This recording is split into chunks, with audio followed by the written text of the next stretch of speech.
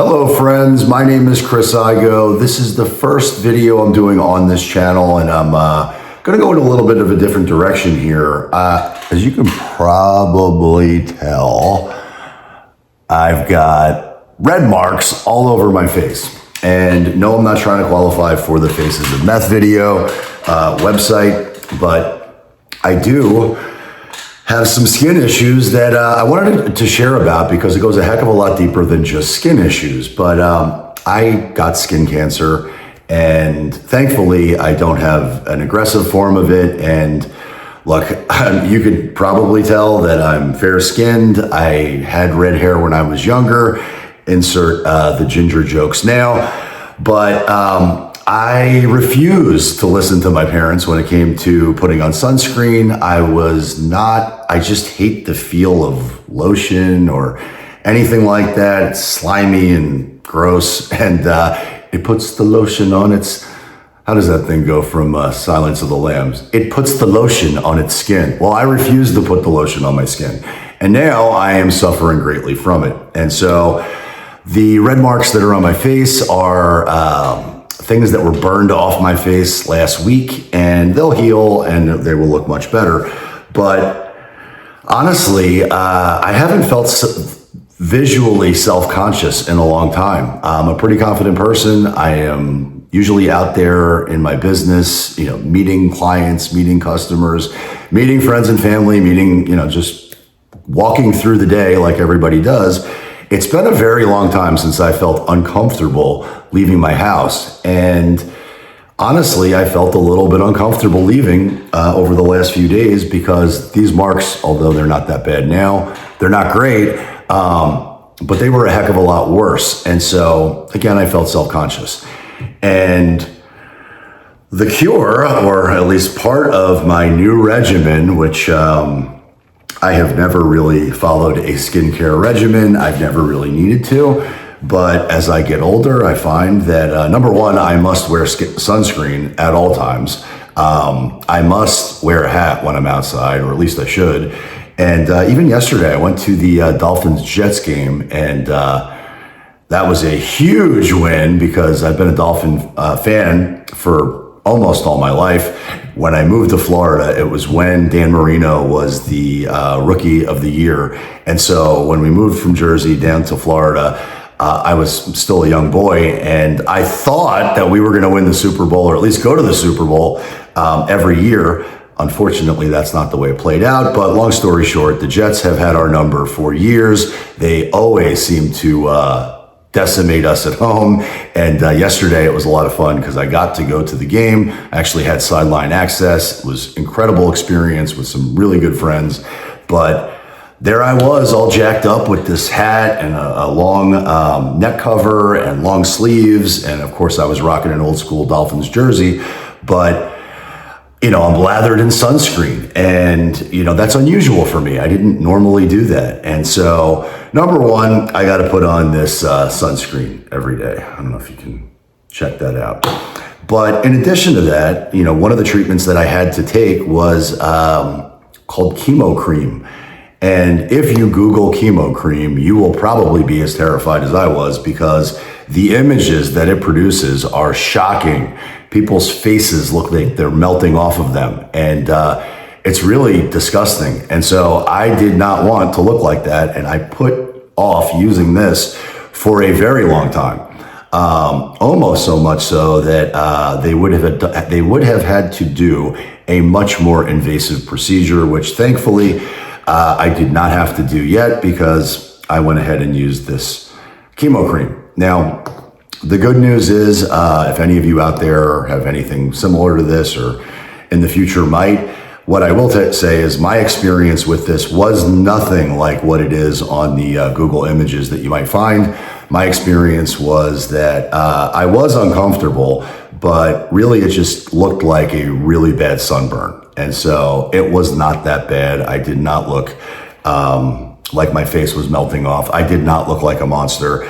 But it did hurt a little bit. It felt like a bad sunburn, and it went away fairly quickly, and it healed the skin that actually didn't heal. I think what it does is it there's a a nuclear bomb goes off on the surface level of your skin. It kills that skin, and then it regrows back good as new and better than ever. So great treatment. It's what I use now, or what I've used. And I suspect I'll have to use it again in the future. But in addition to that, I also have to use some, other things, which honestly, I am not a skincare guy. The idea of me having creams or lotions or any of this stuff, I don't even know what this is. I got a pump, I got a gel, and I got a wash, which prior to that, I thought I had a pretty good, morning routine or, cleanliness routine, daily maintenance routine, but I've now got to add some things to it. And where am I going with this? Well, what happened was with the, I did all those treatments, I did this maintenance, and then I came for my follow-up appointment, which is when it was revealed I needed to have these things zapped off my face. And it wasn't that big of a deal, honestly. I mean, I've had lots of other things zapped or scraped or whatever off my body, but this was the first time it was on my face. And so I was a bit hesitant to create content or really go anywhere because I looked so bad. And I almost bought into that. I almost didn't do things that I wanted to do because I was afraid of the way I looked. And thankfully, I've learned over the years that that is not the best way to go about anything. So I leaned into it and I forced myself to do the things that I did not want to do because I was feeling a little bit unconfident and frankly weak, but I did it anyway. And so what that did for me, it's funny, I had some clients I had to meet. I let them know, I said, hey, just so you know, when I show up, I'm probably going to look like I could be on the Faces of Meth video, which has become my one-liner for the last week or so. And immediately what was revealed is that nobody really cares. It's not that big of a deal. Honestly, people are too busy focused on themselves. They're not paying attention to what's going on my face. Although you might be now because I keep pointing it out. But anyway, I went on those appointments. And then what happened? I got that business, which is great. In addition to that, I almost stopped going to the gym because I was afraid that, I don't know what I was afraid of. I might have had some sort of high school flashback where maybe I was going to get teased or made fun of, which has never once happened anytime in my adult life. I'm 6'2", 230 pounds, give or take, depending on what day it is. And fairly jacked and fairly fit. Nobody's, I'm told I can be quite intimidating. Nobody's going to say anything or point and laugh and, snicker at the way my face looks.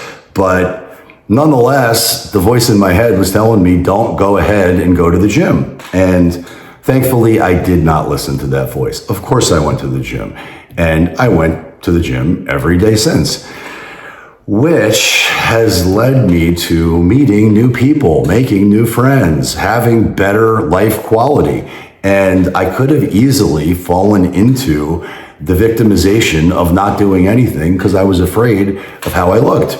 And the truth is, nobody cares. So went to the gym, did all the things, went to the Dolphin game, wore all the gear, and I'll probably pop in some videos so you can check it out just to see. But had I not done that, I would have led a far less optimal life. I would have had a far less joyful day. I wouldn't have been there to experience the beatdown the Dolphins put on the Jets. But I would have missed out on so many great things just over the course of the last week had I bought into that fear. So the point of this video really is to, well, one, to launch a new YouTube channel where I'll talk about more things like this, really anything that's going on that I feel like I should talk about, and share with you the truth, exactly what's going on, the things that I see, and my hot takes on everything. But had I not leaned into that, I would have had a less than experience. And I don't want a less than life. Average sucks. I want to go out there and win the day, win the week, win the year, win my life. But the only way I'll do that is if I force myself to lean past or lean into the fear, lean into the insecurity, lean into whatever the boogeyman that my voice in my head might create. I can never listen to that. I've always got to push forward, and you can too. So I hope you found this content valuable, and I'll check you out next time.